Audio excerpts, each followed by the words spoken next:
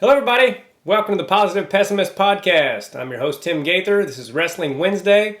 My guest today is TJ Friedrichs, total badass from Minnesota. He's got a great story. I can't wait to talk to him about it. And make sure you like and comment and subscribe. Comment positively. I would appreciate that. And subscribe to the channel. Helps me out, helps my family, and it helps the sport of wrestling. So let's bring in TJ. Hey, be honest with me. Am I cool enough to pull off this hat? Yes. Why not? But, I have one that I know I'm not. But. Well, I got it. My buddy Rick Williams sent it to me. He sent me two of them, and I love the hat, and I like the way it looks on some people. But I'm like, I've never worn a hat like this in my life, and yeah, this is the closest. I have another one, but the flat bill thing. This was supposed to be one. I still form it down a little bit. Yeah. So be honest with me. If I look stupid, I got a better one right here. No, you look fine, man. You look good. Well, cool, man. It's great to finally meet you. Nice to meet you in person too. Well, not in person, but face to face. Yeah. When you were telling me your story a minute ago, we're already recording. But when you were telling me your story just quickly through Messenger or text, I was like, these are the best stories. The stories of people who had this amazing potential and did some really cool things in wrestling, don't get me wrong, but then you kind of got off the track a little bit, and anyway, we'll get to all that. But when I read it, I was like, these are the best stories. Good. So how old were you when you first got into wrestling? I was about 4 or 5 years old. I think I was probably 5, and my brother probably started around 4. A little bit before me. Yeah, he's younger than I am. Okay, how much younger is Ty, right? Yeah, Ty is about 2.5 years younger and about 5 inches taller. Oh, really? Yeah, he's about 4 or 5 inches taller. How tall are you? I used to be about 5'8", and then age has brought me down, and back injuries brought me down to about 5'7". Okay. Yeah, I tell people I'm 5'6.5", but that's probably a lie. Yeah. Well, it's weird, but yeah, we're only 2 years apart, but he was a total different wrestler, completely opposite. Okay. He was long and lanky, and I was short and beating you up. Yeah. Yeah, it's funny how brothers can have completely different styles. Like, my brother was one of those people that never ran out of gas. He was never out of any match. And I was great at holding on to a lead. Like, if I got a lead, I rarely lost. But if you got ahead of me, there's a good chance you were going to beat me. I think you and I were a lot alike. Yeah. I was the same way. I'd be out of the gate, sprinting out of the gate. I'd be scoring points, and I'd get ahead. And unfortunately, down the road, that could be a killer. You start wrestling not to lose versus wrestling to win. Yeah. And that's where later on, when these kids get kids nowadays are just so ridiculously good. Yeah. And the technique is so far more advanced. And I would hate to have wrestled my boys when I was there, that age. Yeah. And we were tough. Ty and I were tough, but and any one of these kids that I see at these big tournaments are just ridiculously good. Yeah. Yeah, I was great I had a knack for getting a 5-point lead, and unfortunately, I wouldn't keep building on it a lot of the time. And it used to drive my coaches crazy, because within 30 seconds, I'd be up 5-0. And then I would just sometimes shut it down, like for the rest of the match. I was just bad about that because I just wanted to make sure I won, so I didn't take the risks that I wish I would have. And looking back on it, you realize all these things that you should have done and could have done and should have done what differently. Ifs. Yeah. I told you about those what ifs get into your brain still to this day, don't they? Yeah. For me, it's more about like, I just wish I would have seen how good I could have gotten, rather than just using the moves that worked for me from the time I was little. I didn't expand on it a lot, and my brother just loved it and loved he loved the technique of it, and he loved learning new things. And I was just like, he always wanted to drill, and I was like, let's just wrestle, I never wanted to do any of that stuff. Were you good from the start? Yeah, I was pretty scrappy. I was, when I was in elementary school, I recall this. vividly that I remember my parents getting called from the school by complaints about, hey, TJ's, accidentally hurting kids at school, at the playground, because my motor skills were so much more advanced at a young age than a lot of my peers that I was in school with, and so I was automatically already just naturally had good body awareness, where like, my brother was a little different, he was good too at a young age, but he was just more methodical, and kind of like your brother, he's more methodical, and he really honed in on techniques, and his mental stuff was so sharp at a young age, where I was all over the place in the mental game, due to pressure or age or whatever, Yeah. So you touched on it a little bit. Was he a leg rider then, as far as styles go? Yeah, Ty was a leg rider. I say, and I could be wrong on this. Hold on, I gotta turn my volume a little bit. I talked about this with other people in the past that Ty did not look like he was strong, but he was with leverage. The guys would get on his legs and he'd just run them over. Or I would also tell people, because scrambling is such a big part of the game now, and it wasn't when we wrestled. It wasn't as at least up in Minnesota in this tri-state area. Yeah, it really wasn't. But I contribute a lot of the scrambling in Minnesota to my brother. He was the first one to be sitting on his ass when someone took a shot on him. Yeah. No, that's exactly what we preach against, right? But he would do it. Next thing you know, that long tentacle would come around and he'd get that leg in and he gets his tooth. Yeah. So yeah, he was a huge leg cradler. I mean, he was just so good in position. Which, positions what wins, the top elite level matches. Yeah. At the end, Yeah. Yeah, I was watching. I was on the same kids team with Eric Aiken. He was a few years older than me, and him and Sammy Henson used to always have these super tight matches. And I was like, because these guys never got out of position. Neither one of them were just so freaking positionally sound that their matches were always super low scoring, and I think that was a big reason why. You were a little bit older than him. Were you guys always supportive of each other, or was there ever any sibling rivalry? Always supportive of each other. Okay. Always supportive. We never. I mean, it's not like my twins where they're basically about the same size, and age, obviously. But with Ty, we were always in different age groups. Okay. And I was always bigger than him, as far as weight goes. We never competed against each other. Okay. In practice, I mean, Ty was a 4-time state high school champ. He was good. He wrestled for the Gophers, and he's a very good wrestler.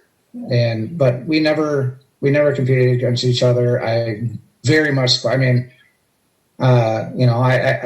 he'll tell you that part of the grit that he got was from being tortured by me growing up. And I mean, honestly, I don't remember. I think one time that he actually scored a point on me in practices. Oh, wow. And that was his whole life. And that was his senior year. Huh. He came back from college and he took me down on my own damn move. And it was great. Yeah. But no, we definitely supported. I was down there mat side every time that he was in his state finals and running out there trying to beat the coaches out there, to pick him up and hug him. Yeah. Especially in his fourth one. Yeah, I bet. It was pretty amazing feat back then. Yeah. Nobody, now you hear about 6-timers and 5-timers, and it just wasn't, nobody was doing that back then. He was the first one to do it in Minnesota since the early 80s. Carr, I think, was the first guy to do it. Okay. Back then. Is it Steve Carr? I think it was, I know his last name was Carr. Two different schools. Okay. Yeah, I was telling Matt and Franca, who I had on my podcast, who was a 4-timer in Missouri, I was like, I was like, back when you won it, it was a lot more rare. Like we had a lot of 3-timers, and that was the standard, you know. But if you won 4, it was like, oh my God, you won 4 state titles, you know. And now people do it all the time, and it was just a different thing back then. There's a lot of things different, you know. There's the match count is we didn't get that match count. We couldn't have more than 25 matches going into regions for a state, you know. Oh, really? Was it like a rule, or is that just? Yeah, you just couldn't. And now these kids are, you know, I think I had like 170 wins in high school or something, and that was a pretty big deal back then. And now there's kids with, you know, 260 wins, you know, and but they're getting 45, 50 matches in a season. We'd get 30 some after state was done, individual and team. So I mean, it's different. I remember Matt and Franca. Oh yeah, I recall. Yeah. I don't know if was he my size. You know, I was a little guy. What weight were you? Well, in high school. I mean, I wrestled. You know, obviously I was small in 7th grade, so 98 back then was the weight class, was 98, and then it switched to 103 the next year. So I was at 103, 12, 19, 25, then 30. Okay. You know, so that name sounds familiar. I mean, you know, in the freestyle world, maybe, you know, I asked you a long time ago about, remember a guy in Kansas, Scott Murray. He was pretty tough. Yeah, he was real tough. Yeah. He wrestled more with a buddy of mine, well, Brandon Paulson. They wrestled against each other a lot. Okay. You know. Yeah, Murray was a badass, and Franca, and those are the guys that, you know, wrestle a lot of freestyle. And the reason I asked about the sibling rivalry is because my brother and I, and it was my dad's fault, you know, not to, you know, he didn't realize it at the time, but he like, you know, he would definitely show favoritism to who won the tournament or who got second or whatever, you know, and whoever, you could feel it, you know. And I don't know if he intended to do that, but he did. And so that's why I asked about if there was any kind of like jealousy or any of that kind of thing. No, not at all. Not at all. I knew that we were basically Team Friedrichs, you know, we're you know, both Ty and I are firm believers in the iron sharpens iron. You know, we've always believed in that. You know, my dad never showed any type of favoritism towards either one of us in that aspect. I do think that he treated us different personally. I didn't know that until just recent years. You know, Ty's more the one that brought that. He was more harder on my brother than he was on me, where Ty was a yes sir type of guy, and I was not good with authority. Yeah. I did not like being told what to do, but he did everything that was told of him. And so I didn't experience the same type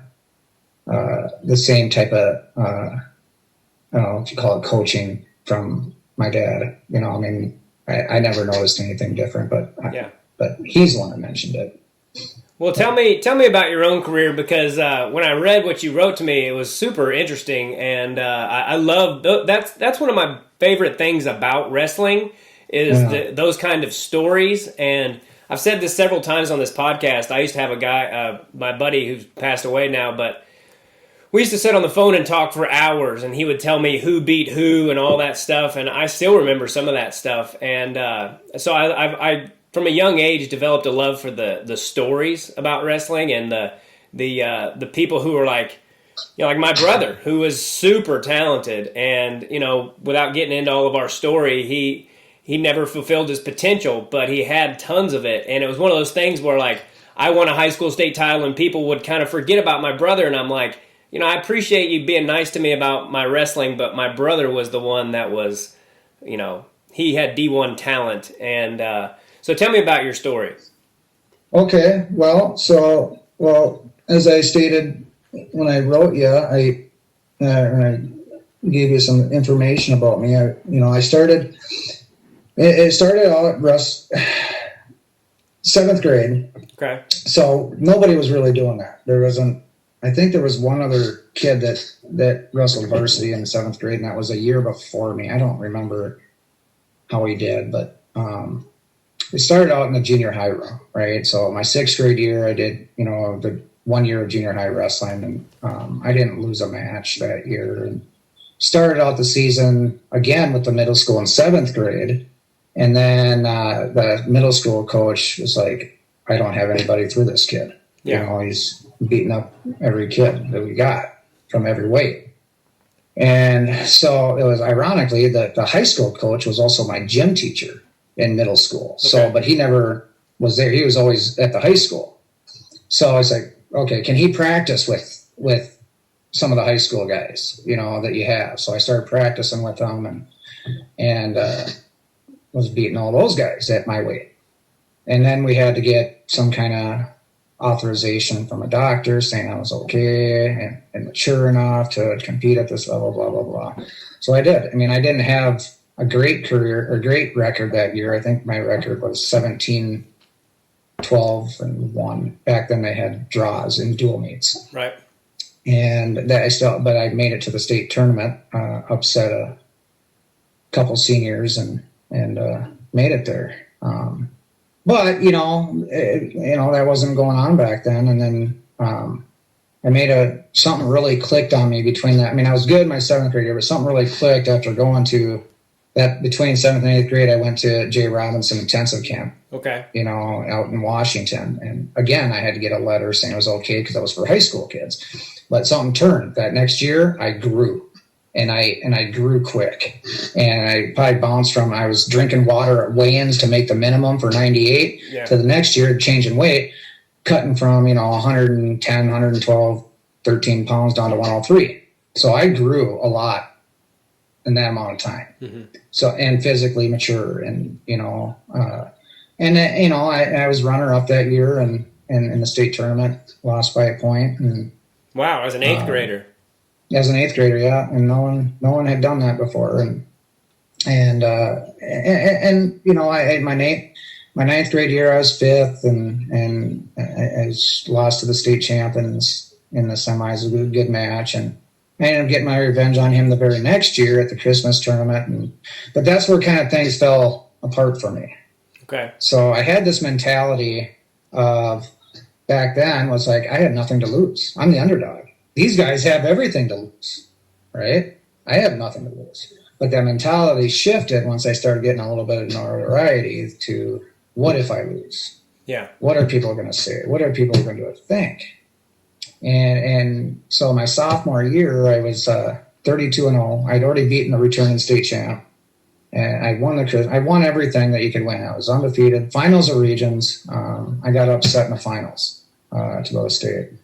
Went in, and I got caught in a scramble, ended up on my back and got pinned. Okay. And ranked number 1 in state, going to the first round of state tournament, and I get pinned. And I didn't place. And from my sophomore year through my junior year, I don't have any recollection of wrestling. Wow. Of wrestling at that state tournament. I have I went to state my junior year too. And I didn't place. I just don't remember. I had this like mental breakdown, if you will, or it was bad. My dad had me going to sports psychologist. There's actually a guy that I think used to be affiliated with the Vikings back then, because I remember going to the Vikings practice place and meeting them there. And it brings me to my junior year or senior year, and I ended up getting 3rd my senior year. I really should have won it that year. I got upset in the quarterfinals, and then I came back and wrestled my way back, which was, for me, tough because back then I was kind of like that movie Talladega Nights. If you ain't first, you're last. Yeah. You know? And I get beat in a tournament, freestyle tournament or whatever. I was like, screw it. I was like, I'm not first. It ain't worth it to me. Yeah. But at that point, I did fight my way back, and I wrestled the same kid again for 3rd and beat him up. It's the way it should have gone. Yeah. Yeah. That I wasn't super fond of folk style wrestling back then. Okay. It's not as exciting as it is now with the scrambling, and it's just different than it was back then. I was a freestyler. Freestyler was my favorite, still is my favorite style. I did Greco just as much as I did freestyle. There were sometimes I did better in Greco, in some Greco tournaments, than I did in the freestyle. But freestyle is still my favorite because I could score a lot of points super quick. Yeah. Maybe I felt I didn't need to work as hard, I don't know. I think that was one of my issues, is that I let doubt get in, and that's where my mental stuff came in. I let doubt get in, and did I do enough? Probably didn't. I probably could have done more. I probably relied too much on talent than I did with hard work. Yeah. This is all great stuff for a coach. Right. Right. As a coach now, because now I can see this stuff and catch it before it happens with either my own kids or kids that or people that I coach. Yeah. At the wrestling school I coach at, and as well I coach at high school too. Okay. Now that my kids can wrestle at the high school. Well, they can't; they're too small, but but they get to practice there because we're a 7 through 12 school, small town. Yeah. Well, not wrestling Greco was still one of my biggest regrets because I was good upper body and I didn't have great leg attacks or anything, and I never tried Greco, and I think I could have been good at it, and I wish I would have. And there was something I was going to ask you about. Oh, I was going to say this, that the what ifs and all that kind of stuff. Like the more I've always believed in God and everything, but the closer the more I get a relationship with God and the more I learn about Jesus and everything and God in general, it's the things that happen to you were kind of, strange, to be 32-0 and then get caught and then you kind of have a mental deal about it. But it kind of seems to me like that all had to happen because now you're able to mold these young men into, and it just spiders out to the rest of the world, so the things that sucked for you and the things that you wish would have gone a different way, if they had, you may not be affecting people's lives in the way that you are. And, that's how I try to look at things now. And when I hear your story, that's what I think of, because it sounds like you had all the skills to be, 2 or 3, 4-time state champ yourself, and it just didn't work out that way. And wrestling is so mental. Like, do you think it started when you got caught and pinned because it was so unexpected, or was it in that first round at state, or where do you think that started? Well, I think it was a number of things. I think that's when I say a number of things, it's a couple of things. It could be the part of the wrestling where maybe it was pressure of sorts, but outside of wrestling, things were going on too. I was starting to get in trouble. I was dabbling with partying. I was getting in fights. We literally changed schools. I grew up in a town called Mound, Minnesota. It's right up the road from where I live now, basically. Okay.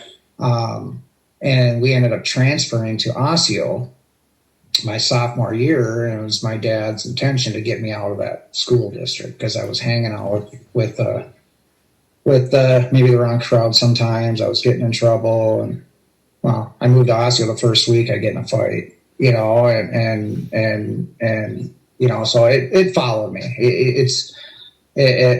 So I think that was part of it. I think that the doubt, when doubt came in, would be from when I might have been drinking. Okay. Maybe I shouldn't have done that. It was in my head. Now it's stuck in my head. I think it was a cluster of all kinds of things just building up to that climax of I don't want to call it failure, but demise, or what happened to me,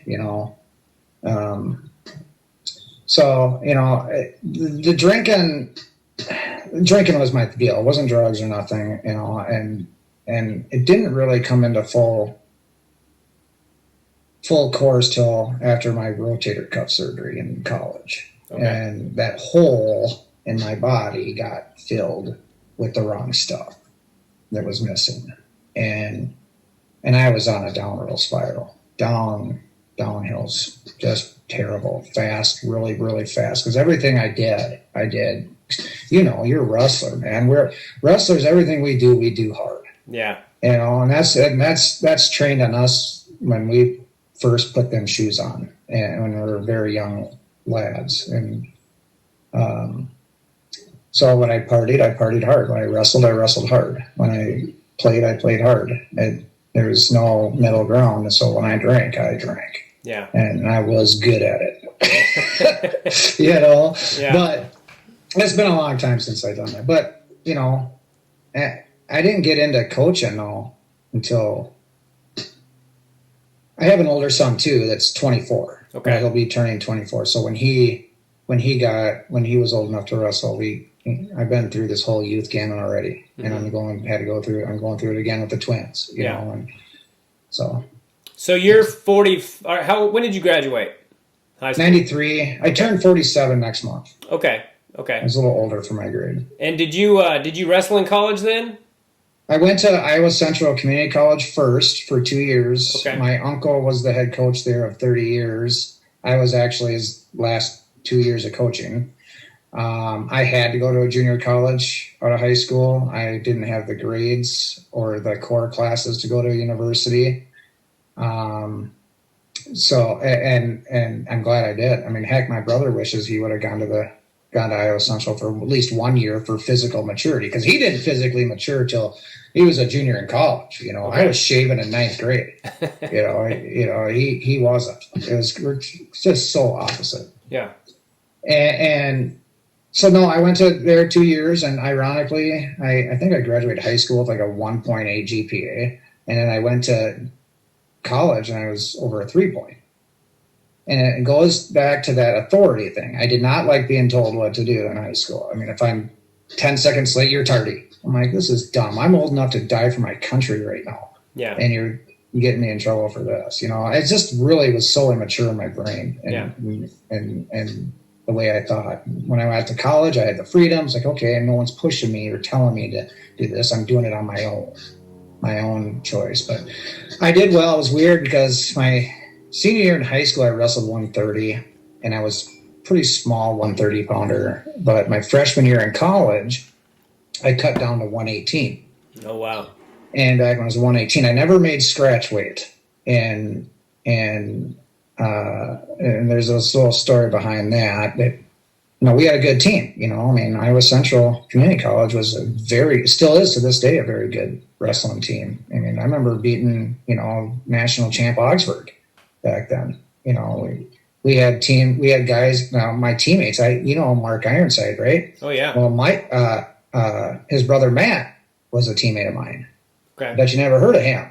No. You know, he was a state champ back in the day, and he was a national champ at Iowa Central.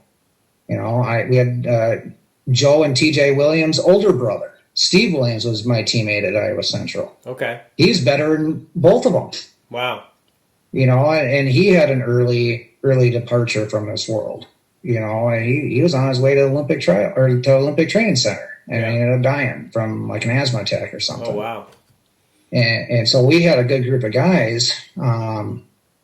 It just caused another. The drinking still started seeping in college, and but not as bad in my freshman year. I couldn't make scratch weight. I couldn't make the 118. I made 22 and 21, and eventually it costed our team a national title. Oh wow. We were second. I had majored or pinned everybody from second place on down during the season, and we got second. Yeah. I didn't make weight. Yeah. We would have won it. Yeah. And that haunted me for a long time. So there's another jab at me. Here's a bottle. That'll take care of it. You know. And then I graduated junior college. I did get a degree there, just an associate's degree, and then I went to St. Cloud State. After that, St. Cloud State is very good now. They weren't as successful back then when I was there. I only had probably 5 matches when I was there, and then my shoulder was done. I was undefeated, and that was it. Yeah. And then I drank myself silly till I was 28, where if you want to get into that, I'm comfortable with it. I would love to talk about it. I wanted to backtrack a little bit and ask. Sure. Cutting to 118, especially those guys, it was a really difficult.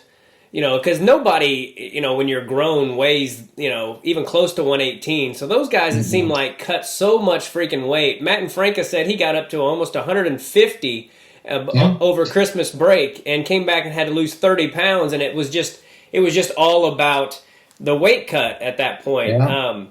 So that's when you ratcheted up your drinking? Yeah, it was right after I don't know if I gave up on making the weight or I just, I remember my uncle wanted me to come stay at his house, to stay there instead of staying. I had my own little cottage is what I lived in. Seriously, it's this little tiny little cottage. It actually had its own bedroom. I could stand in one spot. I could see everything.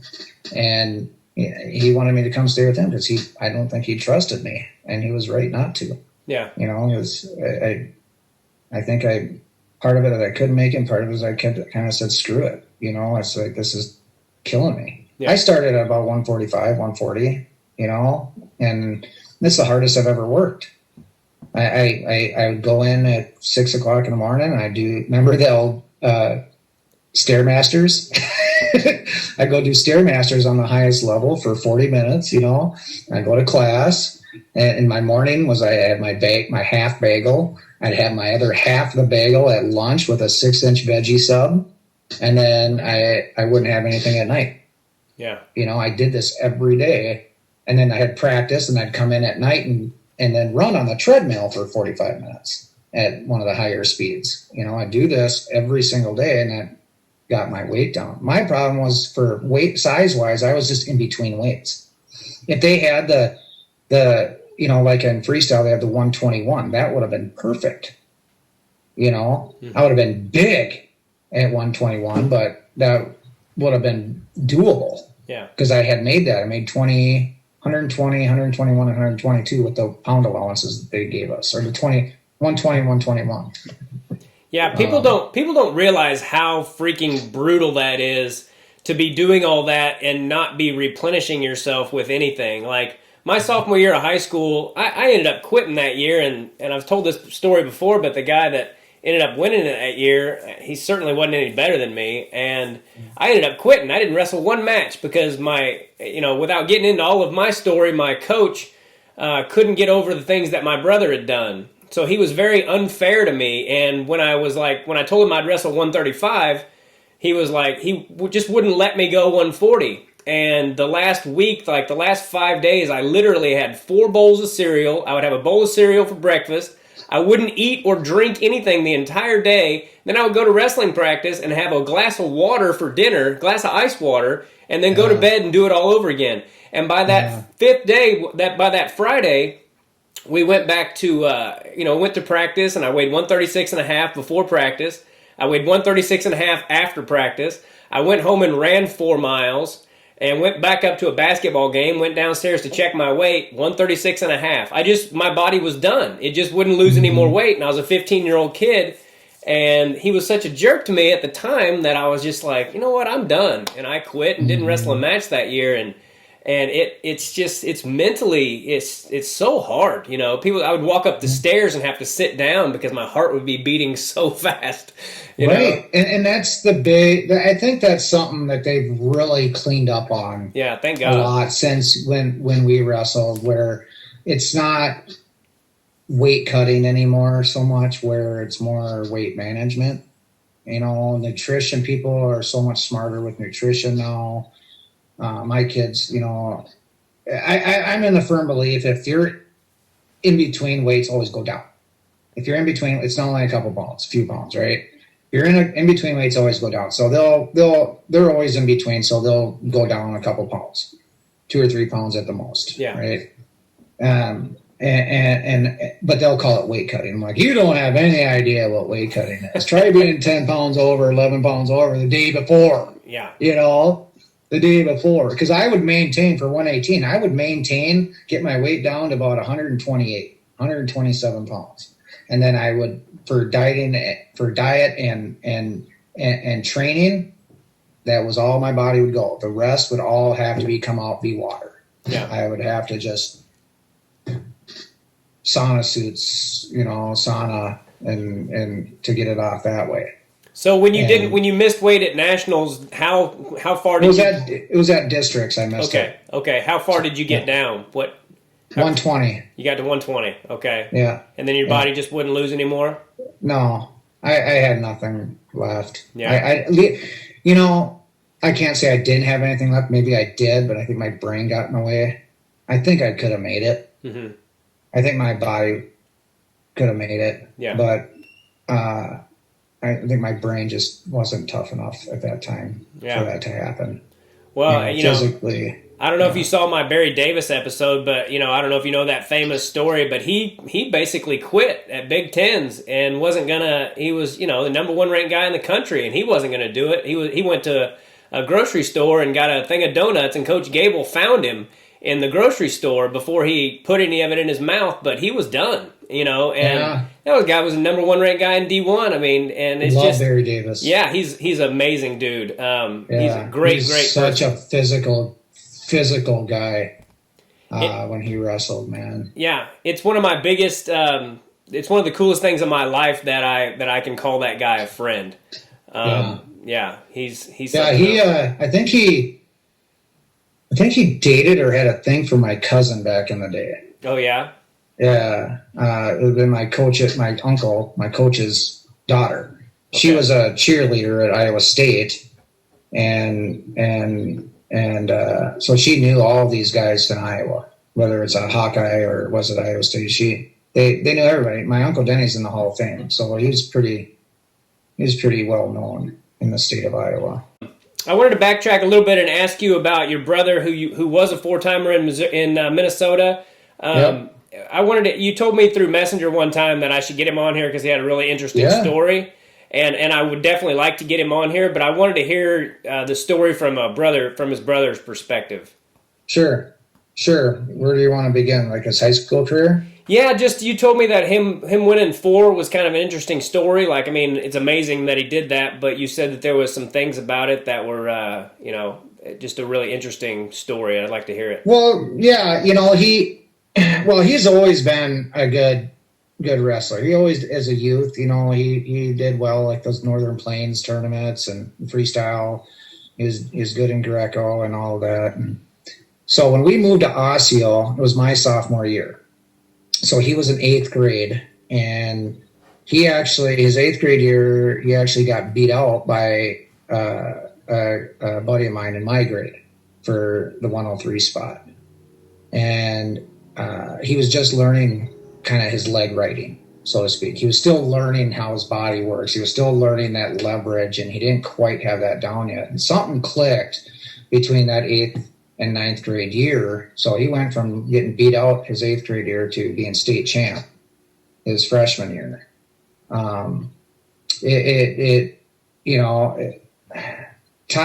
was a different cat, man. Like he was so focused. Like nothing outside would ever be able to get in. But he'd be the first to tell you that he held his most anxiety. Like but you never see it. We always had a sauna in our basement. It didn't matter what house we lived in. My dad would have one built. And he'd be in there. He had his own little routines of cutting weight and playing Game Boy. Remember the original Game Boy? Yeah. He'd just sit up at the top and just play Game Boy for hours. Still a gamer to this day. And he was so humble. He wasn't a big celebrator when he won. He I think after his freshman year, he was just like, hey, I want a state championship. And next year is maybe pumping his fist. His senior year, hands up. It wasn't anything. He wasn't like trying to do backflips or run around the mat. He was just very humble in the way he wrestled. And we were taught that from a young age. And that's like one of that meme that went around for a while, Brett Metcalf. I don't celebrate because I don't want my opponents to think it's a big deal that I beat him. Yeah. I love that. Absolutely love that. Yeah, me too. And that also goes with having respect for the sport too. I think when you get a little too ambitious with celebrating. It kind of, I don't know. I think it kind of looks tacky. Yeah. But that's just me. But Ty, you know, every year was the same. But there was some interesting stuff that happened because Ty, you know, he was no angel himself. You know, he didn't get in the amounts of troubles that I did. You know, he didn't. But you know, I remember a story. What happened? I don't remember what year it was that I had to. I remember him getting in a fight with some kid over a girl. They like pulled cars up at night in a graveyard or something. They turned lights on, and it was over some girl. And I guess the guy said to him, you know, no wrestling. What's the first thing a guy tries to do? He tries to tackle and take a big mistake against a long, lanky guy. Yeah. That knows how to wrestle, and he broke his hand, so he had to sit out. And I remember when I was at Iowa Central, we were wrestling up in Minnesota at some quad thing or triangular thing, and we stopped to watch him wrestle. And I was bragging about him, saying, "Yeah, he's, you know, going for his 4th state title, and you know, he's tough." You know, he goes his first match back, and he gets beat by some kid that he should never have lost to. And everyone's looking at me, he's like, "This kid's gonna be a 4-time state champ." And I said, "Hey, he just got back, you know, whatever." I'm like sticking up for him. But he had obstacles like that. He had obstacles of missing a ton of matches and still coming back and still winning. He's what you call a winner.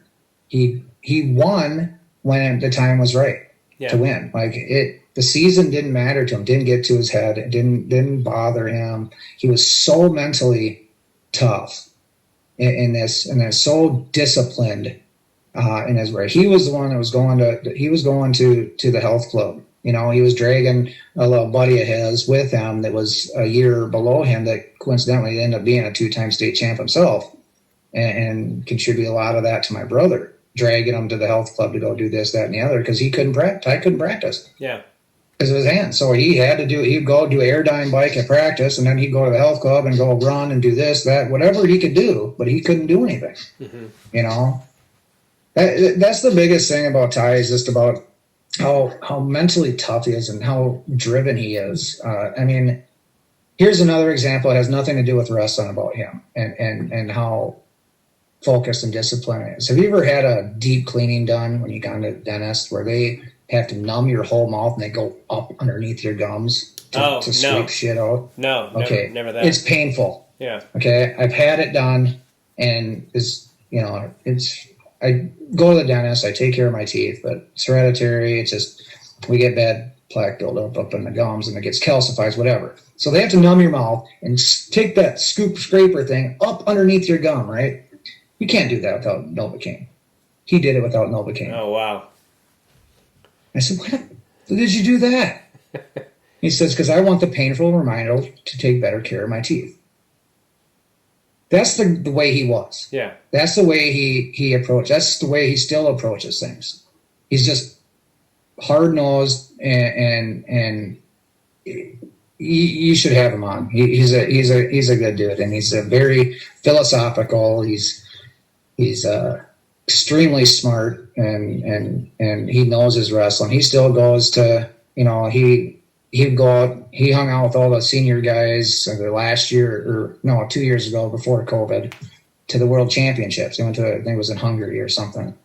They went to the World Champion, him and a group of buddies, and they were hanging out with the seniors guys, partying with them after they were all done wrestling and trying to wrestle with Chad Kraft and a couple of other guys that they went along with when they were partying. But, you know, he's still a big fan of it. And, you know, of course, he's a fan of his nephews now, you know, and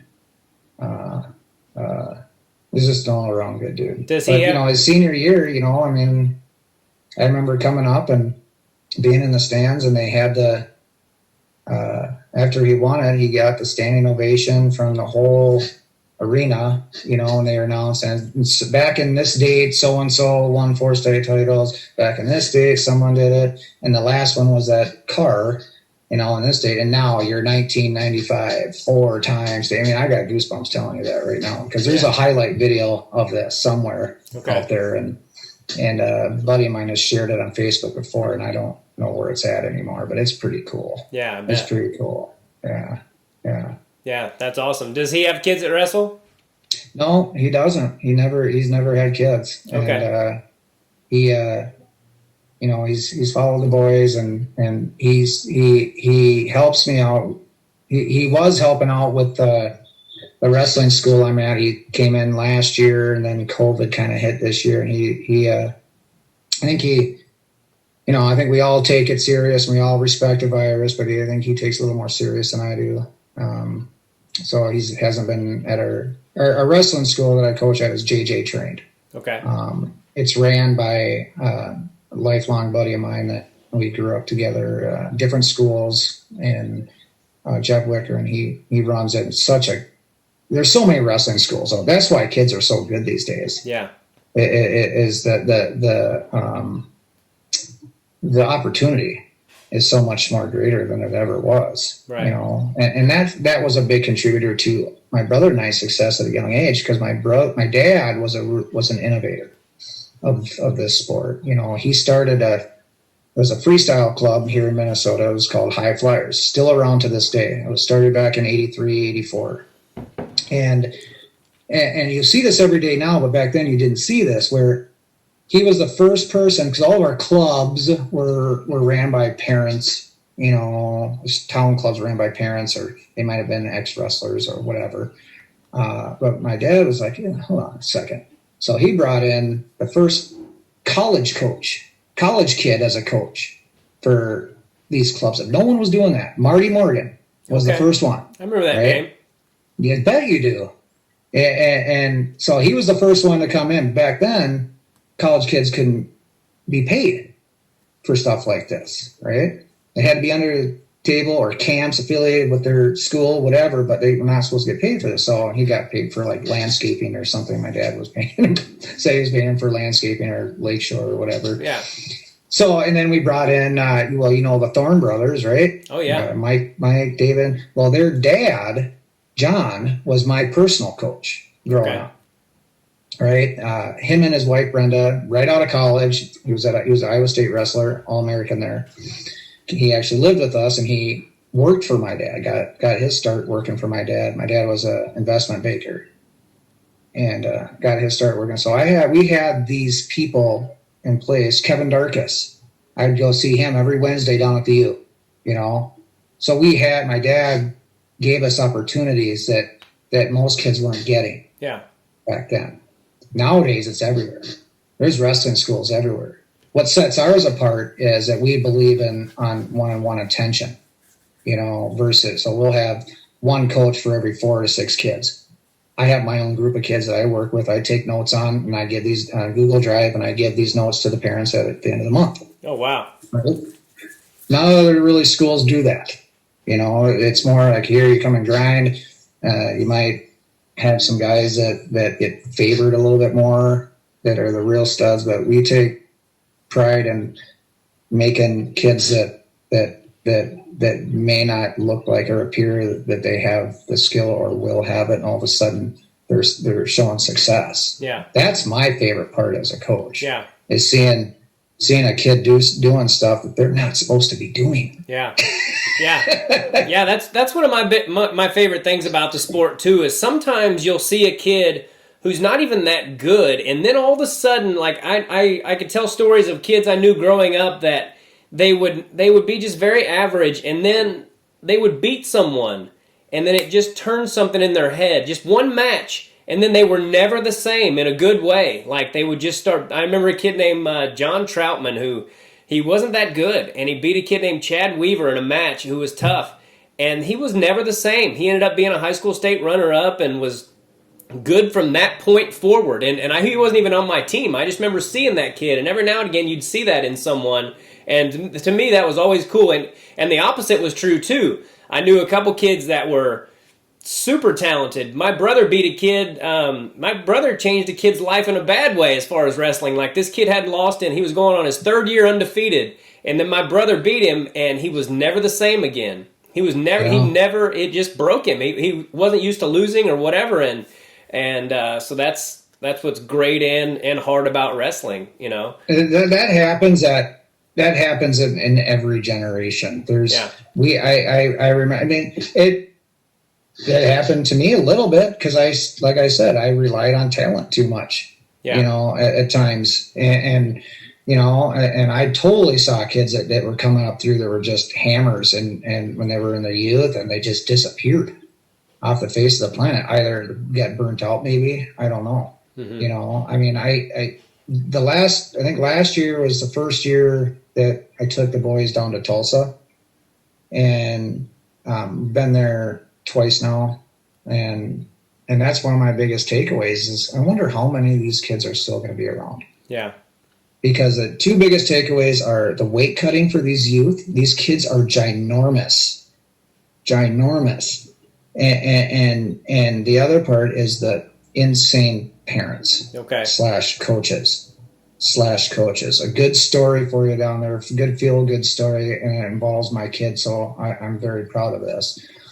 We were Titan got beat out in a blood round, and it was the first year we were there, and a kid was from California, and super tough kid, and that kid ended up getting beat for 5th and 6th, and his dad was just chewing his ass and this, that, and the other, and walks away from his kid as his kid's sitting there slumped over, just defeated, you know, not just by the match he lost, but defeated by his own father, right?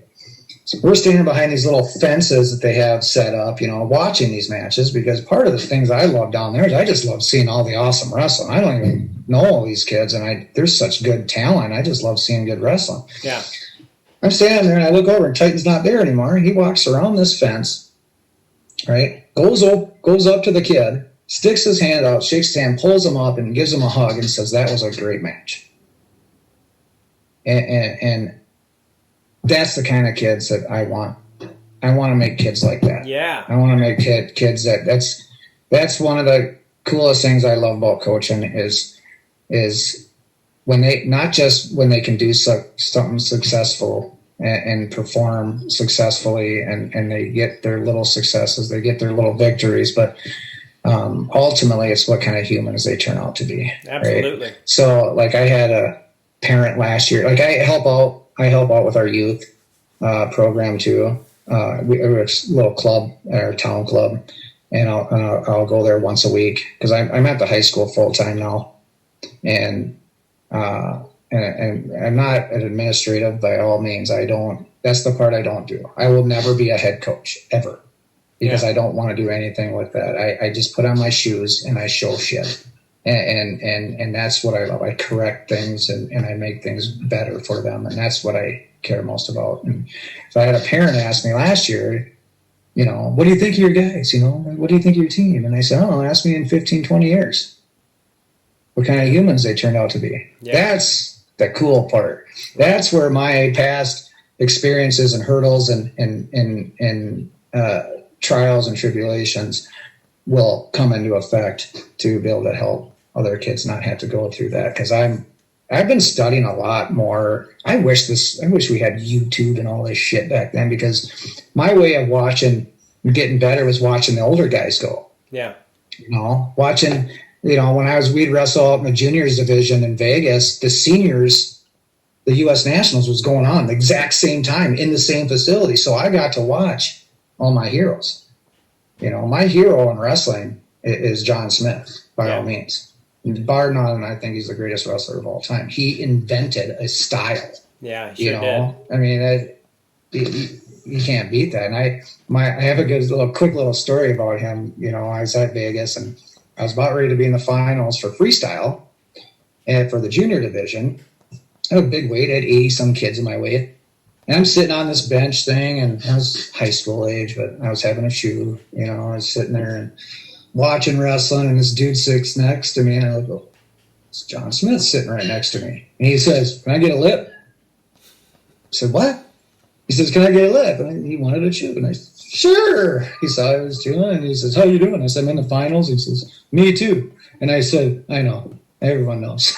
It was one of my favorite tournaments because I got to watch him tech fall Tom Brands. Oh, wow. Yeah, you were at that one, huh? Okay. Yeah, I was there for that. Okay. Live. It was so awesome. Yeah, it was the same year I won it in the freestyle.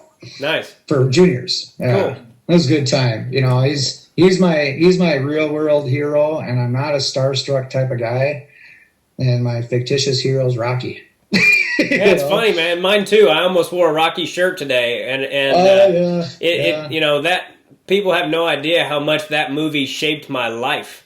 Yeah, me too. Yeah, absolutely. Me too. Rocky IV. I used to train to that soundtrack. Me and my brother did too. That's so funny, dude. Yeah, I saw it in a theater.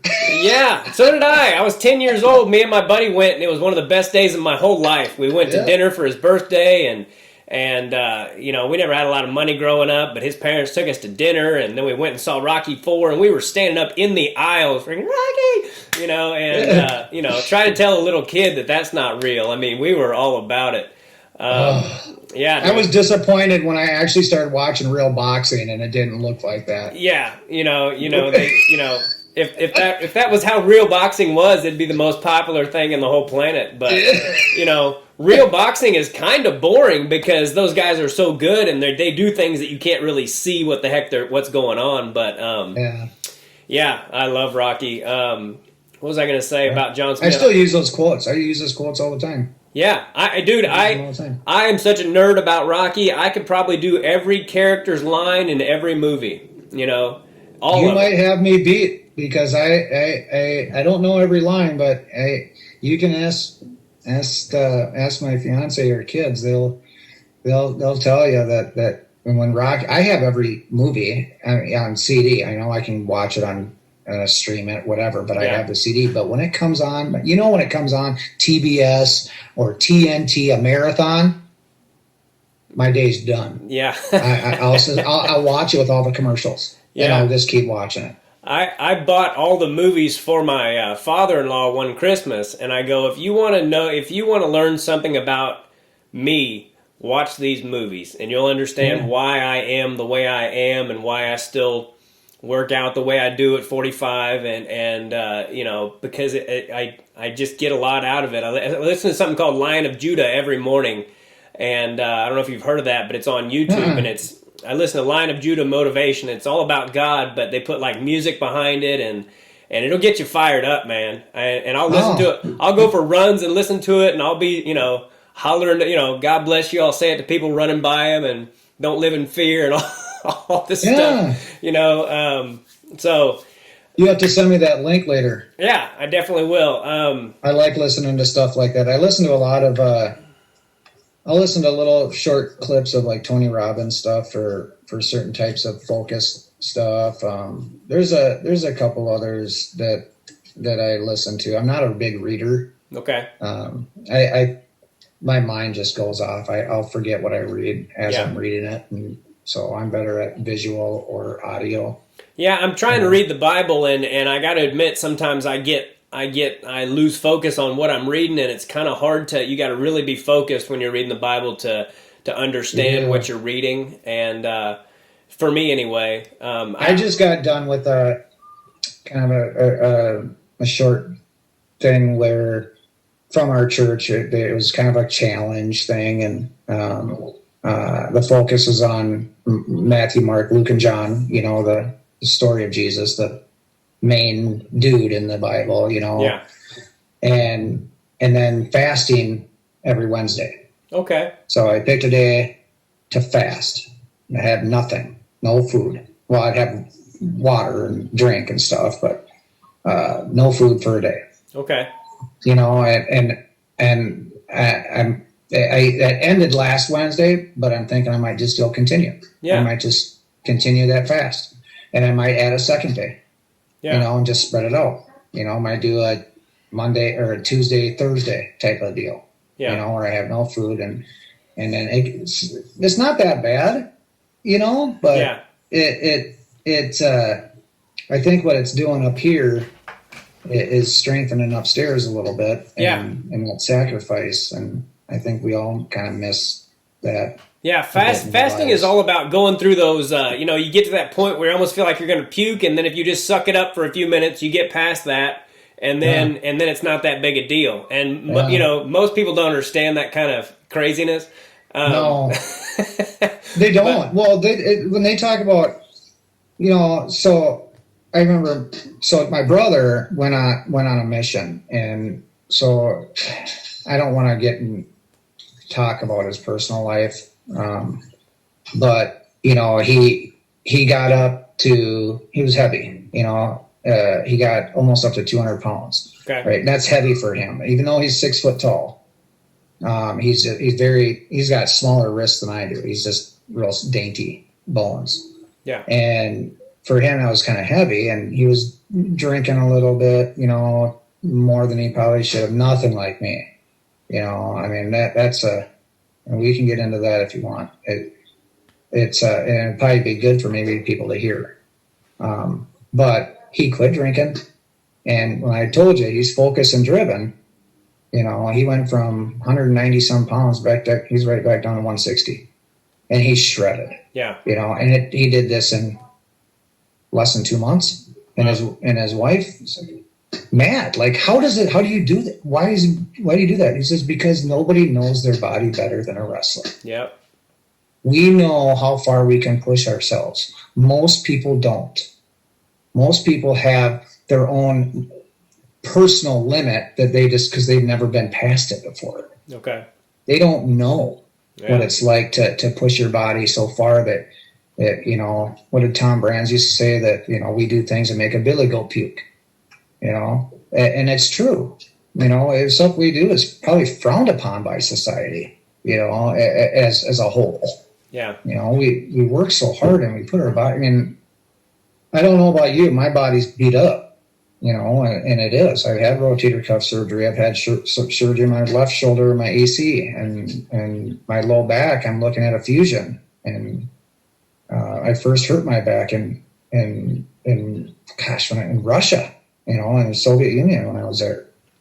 And so all these years, everything's just kind of, besides construction, I do construction for a living, and it's just, I'm beat up, but I know that there's people out there that are still scrapping. I wanted to go to veterans just like 3 or 4 years ago or 5 years ago. Yeah. I wanted to go do it. Yeah, I was all set to do it, and then I had to have a surgery on my own shoulder, but I had signed up for a tournament and everything, and I'm still going to do it one of these days. I'm going to do it and just go wrestle one more time. Yeah. And just let it fly and not worry about whether I win or not. Just wrestle, because when I did that, I could wrestle with just about anybody when I just did that, and I didn't worry about who they were and what they, I told the story yesterday to somebody on that post I put on Facebook about my brother and I. 2 weeks after state my senior year, we wrestled in our front yard for about a half an hour, and there was nothing on the line, nobody watching or any of that crap, and we just wrestled. And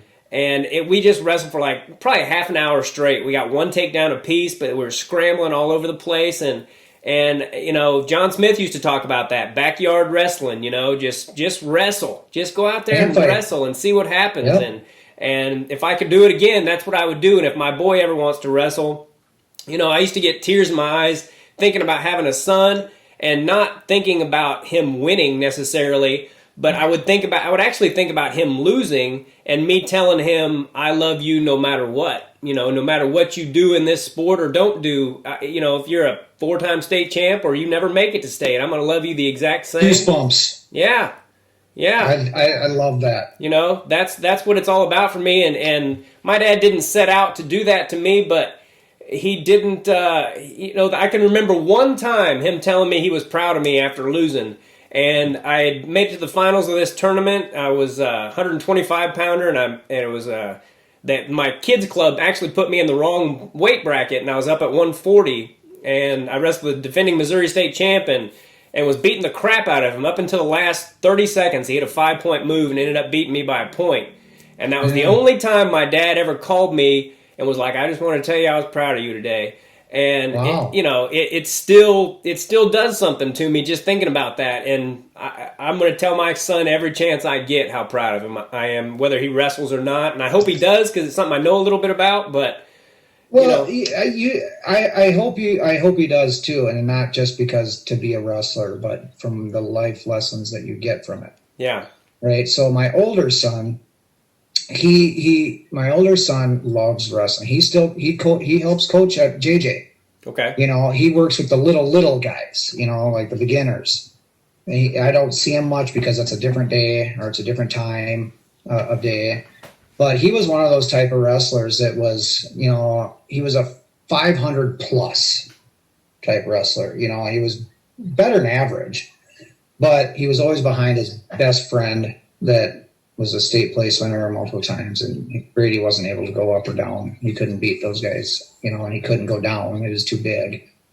And he was just one of those guys that, growing up with youth, he was at those youth tournaments. You'd have, you know, 4-man brackets, whatever you remember, and he would get third every weekend, you know, or he might get a second, and if there was no studs there, he could pull off a first. But mainly, it was getting third at all these things, and it just never looked like he wanted it, you know, and this is where my coaching changed forever, is when he was a little bit younger than my twins are now. And I pulled him aside and I had to ask him, because I was getting pissed. I was getting frustrated. I was at that time guilty of being one of those parents of, you know, living a little vicariously through their eyes. Like, why? I was good. Why can't he be? You know? Yeah. Just horrible. And I asked him, I said, do you want to do this? I don't want you to do this for me. I said, you can do whatever you want. I said, do you even like doing this? And he had tears. He just got done getting beaten. Looked like he just didn't even try. And because I don't care if you win or lose. Effort is everything to me. Effort is everything to me. If you're not putting in effort, then I get angry. You know, because I want you to do good try hard at everything you do, not just in wrestling. Yeah. And he had tears coming down his face. He goes, no, Dad, I love it. Right there, my coaching changed forever at that very moment to, okay, now we're going to approach this different. You know, I'm sort of preaching more of the love of the sport and how it applies to your life and how you're going to run through things. You think school's hard. Wait till you're in the real world where life actually happens. Because life doesn't happen right now. Right now, you're just going through life. But when you're older, I said, life is going to happen to you. And you got to know how to have the grit to get through it. And so he finished out his high school career, and, you know, he had a winning record. And I tried to get his mom to let him come and live with me in a smaller town in Norwood when I had a hobby farm back then. And he would have been all state. He would have placed at state at least twice at that school. But you know, I don't think she wanted him to come live with me at that point. Yeah. You know, but that's when my coaching changed forever, was with him. And you know, I'm hard on kids, not just my own. It's worth. I think it's worth being tough. Kids need to learn how to have someone be tough on them. Yeah. And some parents these days don't like it. You know, they want their kids to be more coddled, and I'm not afraid to say it. And it's like, no, you know, this is a tough world, man. Yeah. You know, one of the things I'm going to tell my boy, whether he wrestles or not, is, son, sometimes the only option you have is to suck it up. You know, sometimes you're going to be uncomfortable. Sometimes you're going to be hungry. Sometimes we're going to have to go a long way before you can stop and pee. Whatever the deal is, you're going to have to suck it up, you know, and there's nothing wrong with that, you know, not being abusive or anything, just telling them. Sometimes life is freaking hard for everyone, no matter how much money you have, no matter how good looking you are, or any of that, you know, life is hard no matter what. And I hope to instill that in him, and I hope to do it through wrestling. And I wanted to ask you about coaching your boys, but before we get into that, two things. First of all, if this Zoom craps out on us, because sometimes when you go long, it just shuts down on you. I'll get you right back, but hopefully it won't, because I'm enjoying their conversation. But I will just email you back, and we'll do it. We'll just meld it all together. We'll edit it.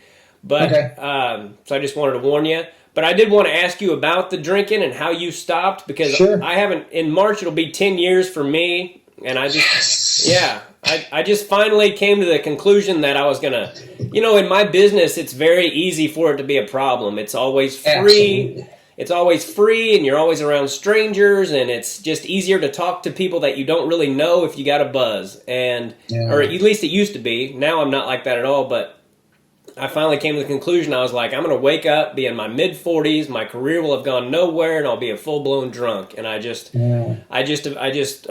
eventually stopped, and I've told the story a couple times. When I first realized that I had the ability to stop, I used to make a homemade sauna in my hotel room just to sweat that crap out of me. Yeah. And after a particularly rough night, I sat on the edge of the tub and I had my head down, and I'd been jumping around trying to break a sweat, and I was just praying. I said, God, please help me stop doing this to myself. And TJ, I heard an audible voice say, help yourself. It was like God, I literally heard it. Maybe it was just so loud in my own head, but I think it was God literally talking to me saying, I have given you everything you need. You are strong enough. I've given you everything you need to be successful and happy and fulfilled without this crap. And if you want to stop, you stop. You're the only one who can do it, and it was weird for me. And it took me a couple of weeks, but I was on the road and I tried to quit that night, and I just about had a panic attack on stage, and I got through it, and no one knew in the audience, but I could feel it. So I went right to the bar, and but then a couple weeks later, I had 3 weeks off the road, and I quit, and I never faltered when it came to that. I had my struggles with pot too, and that was a little harder for me. But the drinking, the drinking was the main problem, and every bad thing that ever happened in my life had alcohol involved in it, and I ruined a lot of relationships and did a lot of stupid things, and I think God was protecting me the whole time because he had a different plan for me, and he was just probably shaking his head the whole time and waiting for me to wake up, and I did. So I love to hear when people, and like you said earlier, wrestling is one of those sports, and after you're done with it, it's hard to find that kind of high again. And there's a lot of wrestlers who end up abusing drugs or alcohol when they're done and probably a lot of athletes in general, but I know wrestlers because it's such a balls to the wall kind of a thing that when you quit, it's like, well, now what? Yeah. So what led to you finally decide to make that choice, and how did you do it? Well, what happened, so I don't know how I got my bachelor's degree at St. Cloud. I don't know, but it got to the point where I'll lead up to what happened on August 15th, 2002. So when I was still in college, I couldn't wrestle anymore. I filled that hole. I'd go on kicks. I would have a bottle. I'd be into gin for a while, and then I'd get into vodka, and then I'd get into wine. I was mixing drinks, and I was going to class. I was mixing drinks and going to the library. I had never missed class. I always went to class. I always did my work. I always did it buzzed, but I always did my job. I would go to the bar and do my work and do my schoolwork. I'd be sitting belly up at the bar, have a big 32-ounce mug of beer, and I'm doing my homework, right? Yeah. So after college, as well as I do, that it's a progressive disease, alcoholism. It just creeps up, and it'll keep creeping, and before you know it, it's your full-blown drinking at lunch feast all the time. Yeah. Right.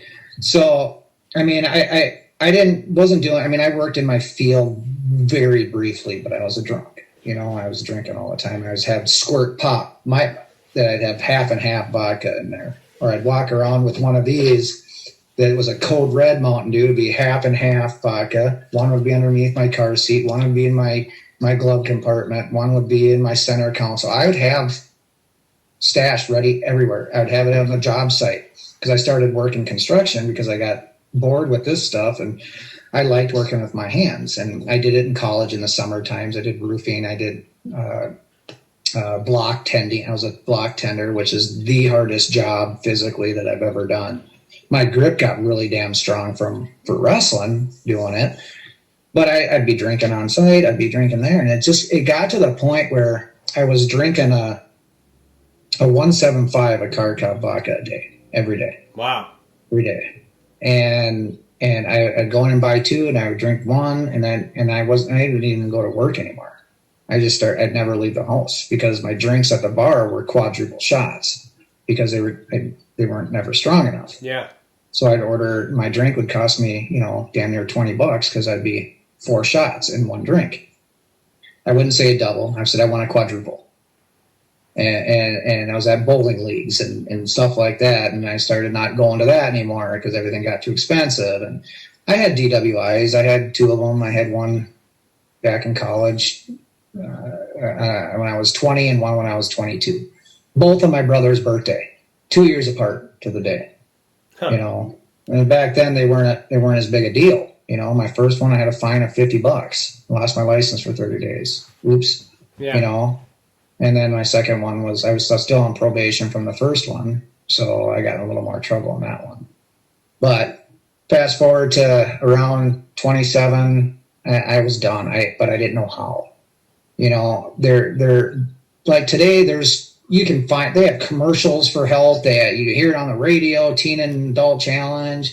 They didn't have it around. It was hard to find this kind of stuff. I didn't have the internet to look this stuff up. I had a big fat ass phone book, and I would call these numbers. I'd write these numbers down, but then I'm calling the wrong number to the wrong place because I was drunk, and I even tried to join the military to try to quit drinking. Oh wow! And I was trying to join the Marine Corps, and they were salivating because I was already a college graduate, so I would go to officer school right out of boot camp. Come on in, let's talk. And I said, I can't.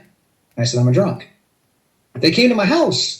One of them drove me to a physical to go have done. I was ready to go.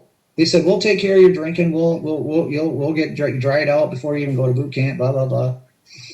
And I failed my physical because of my shoulder surgery and my back. I'm like, you kidding me? I said, I can run through that boot camp like it's nothing. That's what I thought back then. And then I couldn't, and I felt lost, right? Well, so on that night, it would have been August 14th, 2002, I explained it. This is the way I explain it. I used to tell my story at treatment places or groups, and if they ever seen the movie Leaving Las Vegas with Nicolas Cage, right? Yeah. Where he goes out there, and I said, that was me. I had a shotgun. I couldn't figure out how to use it. It was the wrong stuff. I just wanted to end this stuff because I couldn't find help. My parents were in Canada fishing. They were there. They usually go there for a few months. So no one was around. Ty, I don't know what he was doing at the time, but I think he separated himself from me at that time because I was pretty bad drunk.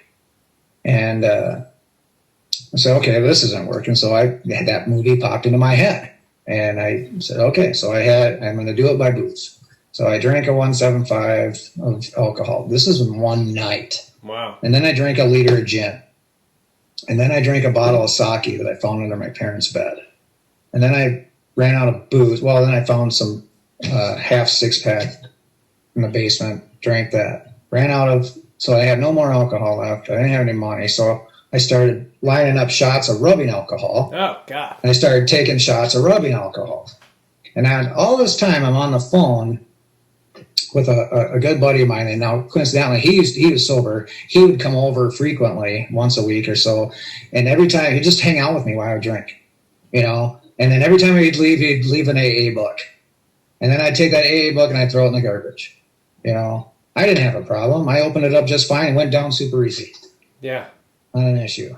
And then I was on the phone with him this night, and he got really worried about me. I don't know what I said to him, but it was wordy enough where he called the authorities, and they came to my house, and he's like, hey, the police are there and they want to talk to you. And I said, why are the cops here? I'm not doing nothing but watching Conan O'Brien. I remember saying that.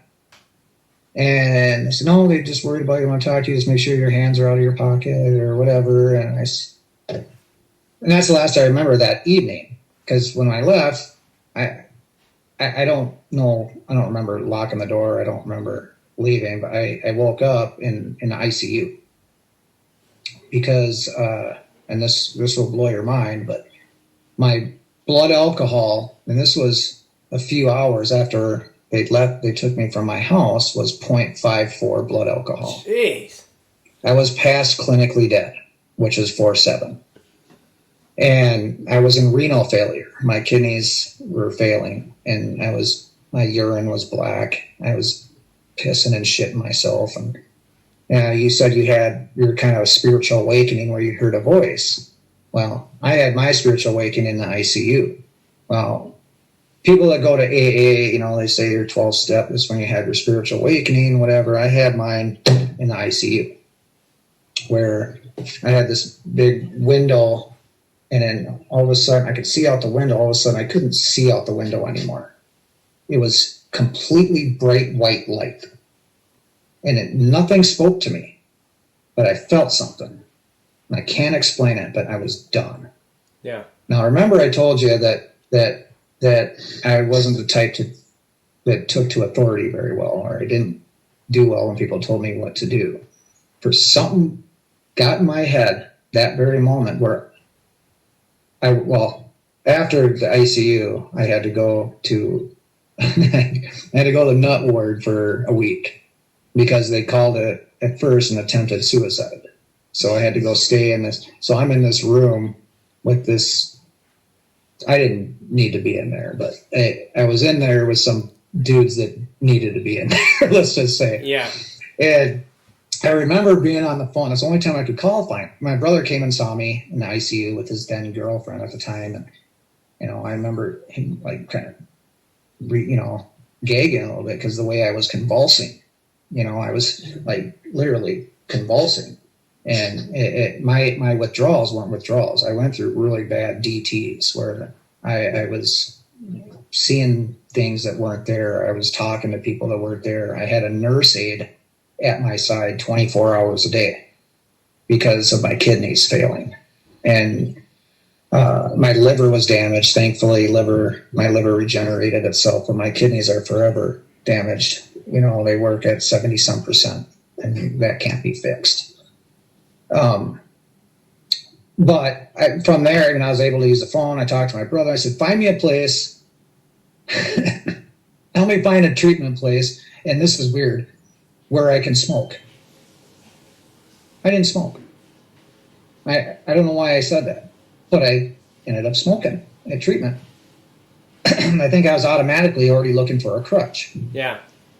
And so I was there for a month, and from there, I never looked back. I never relapsed. I did everything they told me to do. 90 meetings in 90 days. I did that. I show up at this place to learn how to read this book. Okay, I showed up there. I did everything they told me to do. Do I go to AA anymore? No, I haven't in years. I lost the heart for it. I think it's great for beginners into the getting sober. I think it's a support. I think it's great in the beginning, but later on, at a church I started going to, they had a faith-based recovery, they called it. And you walk in, in any AA meeting, they're like, I'm TJ, my name's TJ, I'm an alcoholic, or whatever. They don't believe in that. They don't believe in putting a label on something on you that's already been defeated at the cross, right? Yeah. So I say, my name is TJ, I'm an overcomer in Christ. Big difference. Yeah. Big difference. So that's the way my mentality has been towards addiction since, probably the first 4 years. I had my 18 years in this past August, and I've never looked back. I've tried, I go tell my story or I'll go speak there's a group called Chain Breakers. It's actually a pretty cool group. I'm not at liberty to say that the names there, but there's some pretty high name ex-wrestlers that have been there. Yeah. And they do have a group on Facebook Thursday nights at 6:30. It's called Chain Breakers. But I've gone and spoke there, but I've helped other young people try to get sober. I've been burned many times doing so. And I say, okay, I'm not going to do this again. And then I still end up doing it because I know it's what helps me. Yeah. Be better and more accountable. If I can share my story. We've got so many similarities, dude. I know. It's crazy. I went to, oh, my light went out on my damn thing. We talked and my light burned out. Can you see me okay now? Yeah. Okay. Yeah, we've got so many similarities. I went to AA for a little while, and went for a couple years actually, and I haven't been in a long time, but I really haven't felt the need to. But I do feel like people. I was telling somebody this the other day. I was like, I think people should go to AA just to do the 12. Everyone should do a 12-step program just to get to the root of what's wrong with you, you know, because we've all got something. We've all got things that we go, why do I keep doing this to myself? And AA can kind of get to the root of why you do, at least the 12 steps. The fourth step is probably the most important one, is taking your personal inventory. Yeah. You know, taking your personal inventory. Besides that, the third one, you know, believing in a power but greater than yourself. Dude, that third step prayer, I think I was like on day 17 maybe of being sober, and I said the third step prayer, and I like really said it, and I haven't had any desire since. You know. Yeah. You know. That's the hardest one for people to get by. Yeah. Is believing in something greater than themselves, and that's where they seem to have the issue. I remember the first couple of days in treatment. You know, they have your general meeting of everybody together, and they were explaining how things were going to go, and they split the big group up into 20% over here and 80% over here, and the guy speaking pointed over at the 80% and said, "You guys will be back." I happened to be sitting in that 80%. I got up, walked over to the 20%, and I stood. I didn't sit. I stood, and I said, "I ain't coming back." Yeah. I ain't coming back. But this is what I meant by where wrestling literally saved my life at age 28. Because, and my brother would tell you too, that the wrestling mentality and that work ethic and that is just ingrained in us from for all those years, day in and day out, paid off dividends. Saved my life. Yeah. No doubt about it. Absolutely. No doubt about it.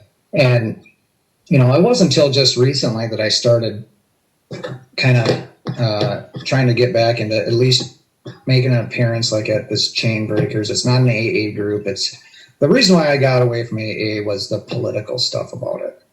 You know, they talk so much about the money and the funds and this and that and people bickering, and I got so tired of the poor me's and the whining and you know, we're different. You know, it's like we don't believe in feeling sorry for ourselves. Really, as far as wrestling mentality goes, you know, we're responsible. That's why it makes it so unique than any other sport. And I don't necessarily consider wrestling a sport so much. I mean, I explain this to kids that I coach, and I said, this is a way of life.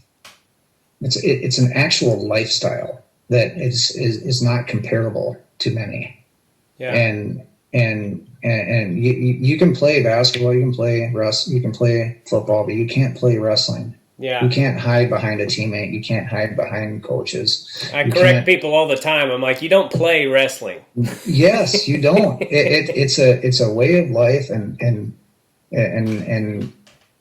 very thankful for it. You know, I've had a lot of ups and downs, and I will always have them. Everyone does. Yeah. You know, I've never been tempted to go back. You know, I had one time that was almost an accident. Was at a bowling league, you know, and I went to grab my Mountain Dew, and I took a taste, and it had booze in it. I was so diligent about this stuff is that I threw the cup, I didn't even spit it out yet. I ran to the bathroom, spit it out, stuck my finger down my throat, and made myself puke to make sure nothing went down. Wow. Because I was not gonna be defeated by this again. I've done the same thing two or three times, because in my business it's always around, and I've made the mistake and accidentally it got in my mouth, and it just made my whole tongue I recognize I didn't make myself puke, but I was like scraping my tongue out, you know, just getting that shit out of there.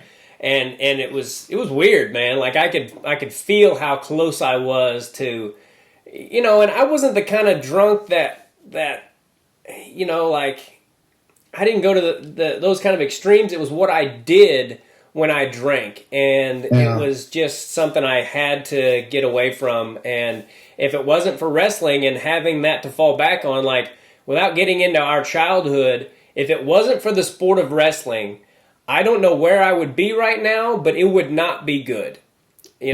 My sister, not to talk crap on her or anything, but she's got issues that she's never gotten past, and it's because she didn't have that.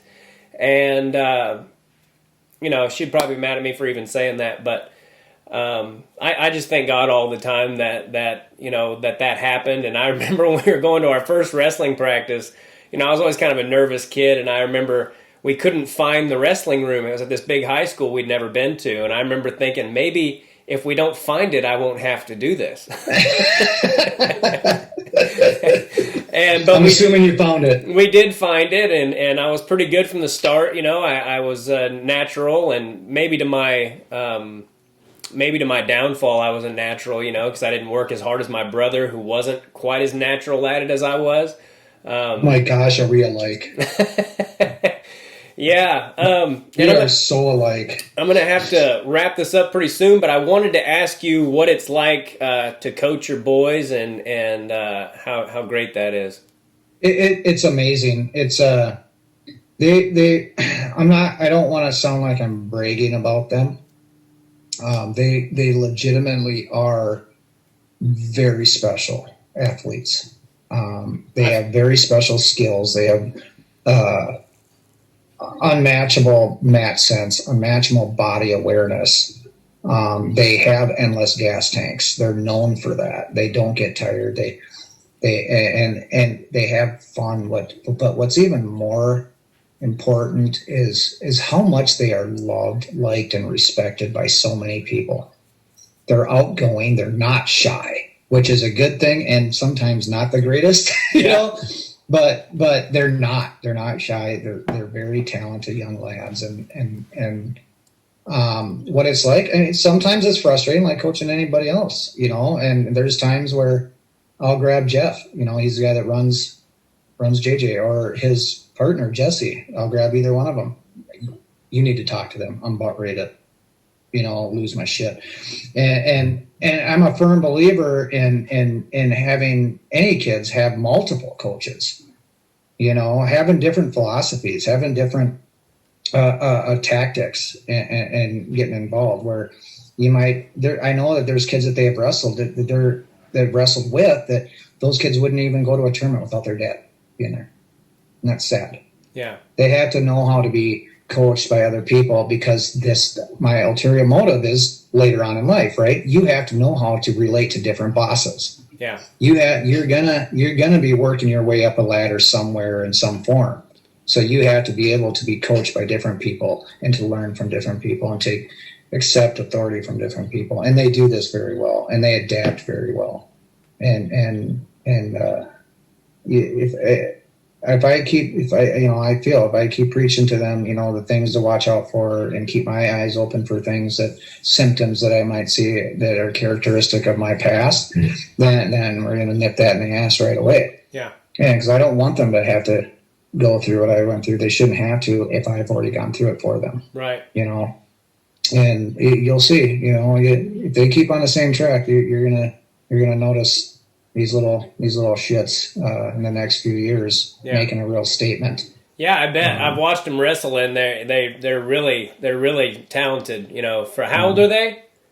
They're 7th grade. Okay. Yeah. They're really small. They're only 80 and 85 pounds. Okay.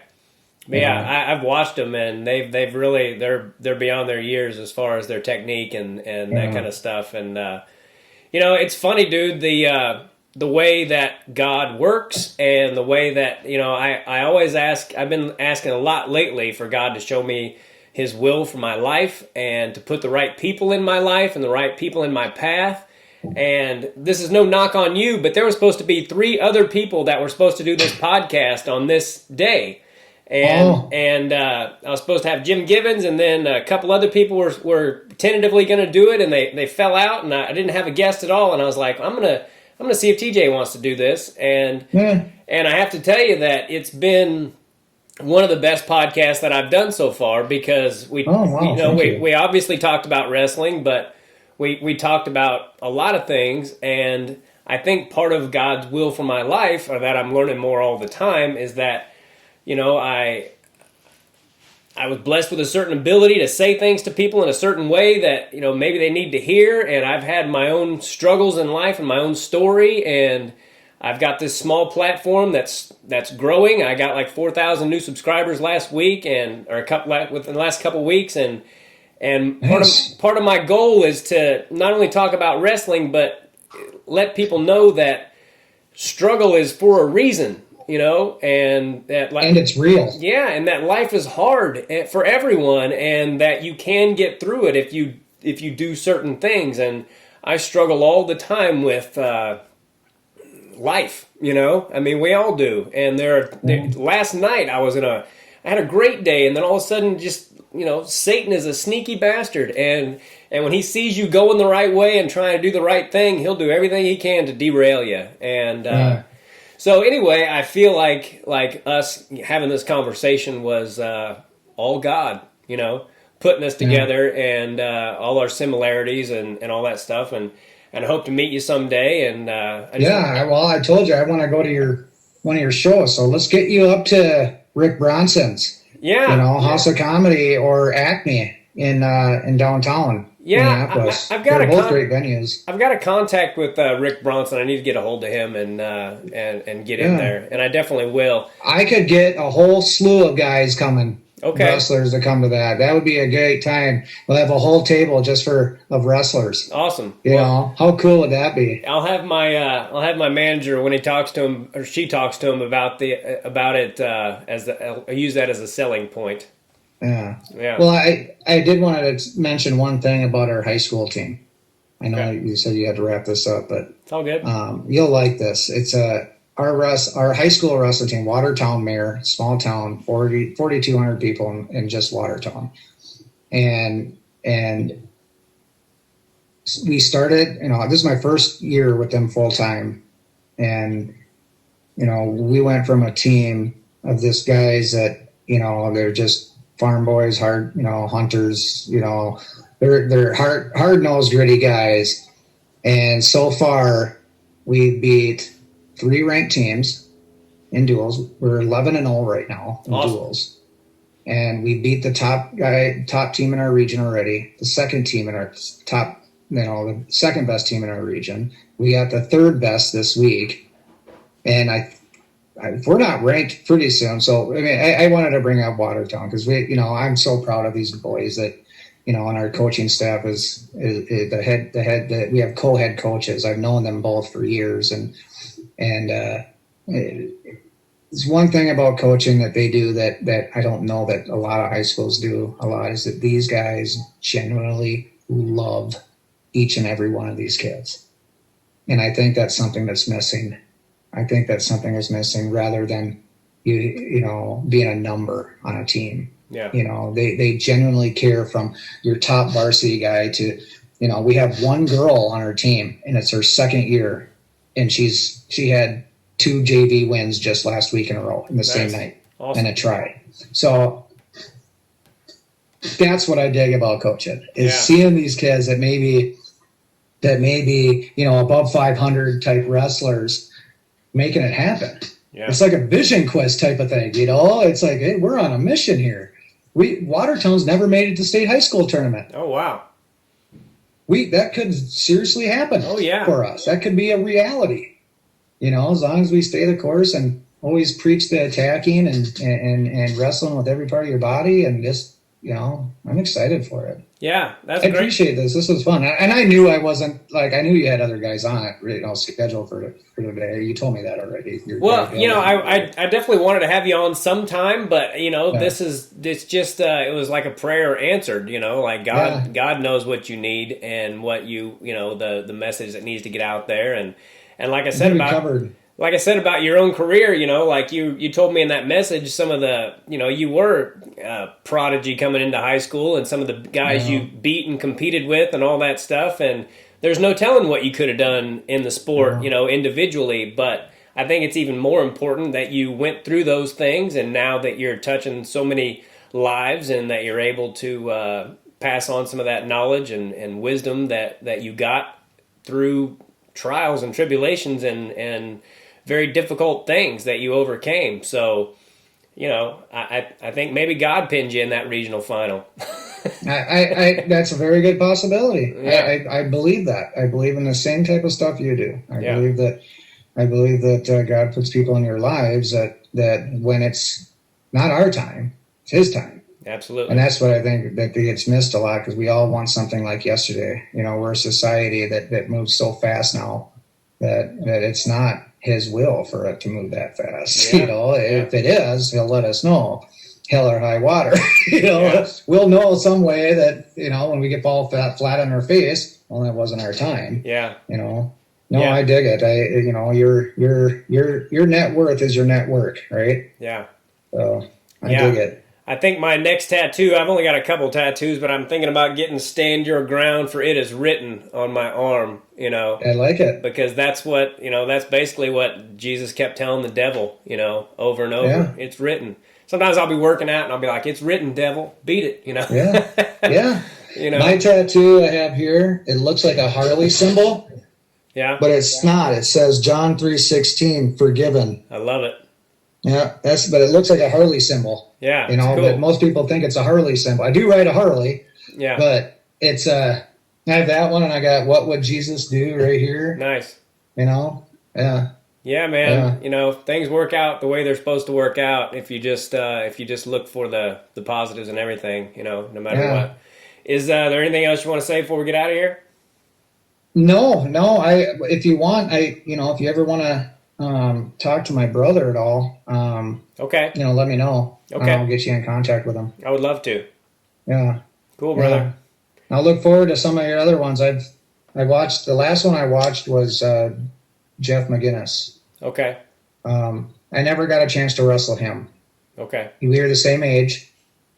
He beat up a buddy of mine pretty bad at junior nationals, but I never got a chance to wrestle him. He was fun to watch, man. Yeah. He was tough. Yeah, he was tough. Phenomenal wrestler. Jim Gibbons is a cool dude. I know Joe.